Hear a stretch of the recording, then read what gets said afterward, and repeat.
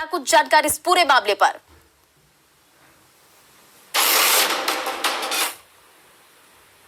कुमार हैं, हमसे सर से ही बात करेंगे। सर, आज जिस तरीके से कोर्ट का फैसला आया, क्या कुछ कोर्ट का फैसला रहा सर? देखिए, जेपीएससी के मामले में सरकार की ओर से और जेपीएससी की ओर से दो महत्वपूर्ण गड़बड़ियां हुई थी और इस बारे में सिंगल बेंच का आदेश पहले ही आया था और विस्तृत आदेश आया था कि पेपर 1 के मामले में और क्लॉज 13 में जो निर्धारित मापदंड थे उस मामले में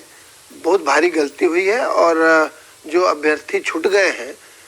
उनको छोड़ देना और अन्य अभ्यर्थियों की नियुक्ति करना ये गलत है। उस मामले और उस फैसले के ऊपर कई एक अपील फाइल की गई थी और वो अपील माननीय डिवीजन बेंच के सामने था, जिसपे एक विस्तृत सुनवाई हुई। वादियों की ओर से, अपीलार्थियों की ओर से सीनियर एडवोकेट इत्यादि अपीयर किए थे दिल्ली से और जो रिट पिटिशनर्स थे उनकी ओर से मैं था। तो माननीय न्यायालय ने आज ये कहा है अपने आदेश में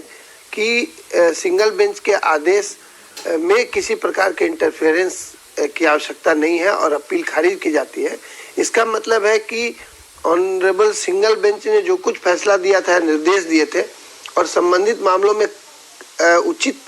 कार्रवाई करने का जो गंभीर आदेश दिया था वो भी लागू रहेगा। और ये काफ़ी गंभीर विषय मानना चाहिए कि काफ़ी ऐसे अभ्यर्थी जो वास्तव में नियुक्ति के योग्य थे उनको नियुक्ति मिल पाएगी और जो अयोग्य किस्म के अभ्यर्थी थे जिनको गलत तरीके से नियुक्ति दे दी गई थी वो नियुक्ति से बाहर हो जाएंगे। सर, एक जो आ रही किस्म जो न्यूनतम अर्हता का एक जो मामला था जेंडर स्टडीज में, उसको लेकर कोर्ट ने क्या कुछ कहा? देखिए, न्यूनतम अर्हता का मामला पेपर 1 में इस प्रकार का था कि क्वालिफाइंग नेचर का वो पेपर था और उसके मेरिट के मार्क्स, जो पास मार्क्स के ऊपर के मार्क्स है, उसको भी जोड़ दिए गए थे। ये एक महत्वपूर्ण विषय था और हमारी ओर से ये कहा गया कि ये चूंकि ये न्यूनतम अर्हता का पत्र है तो मैट्रिकुलेशन स्तर का पत्र है, तो इस स्तर की परीक्षा के मार्क्स जो मेरिट के हैं, यदि कोई कैंडिडेट 80 या 90 भी ले आता है तो उससे नहीं जोड़ा जा सकता है, क्योंकि 30 मार्क्स यदि मिनिमम क्वालिफाइंग मार्क्स है तो उसका मेरिट का जो मार्क्स है वो नहीं जुटेगा।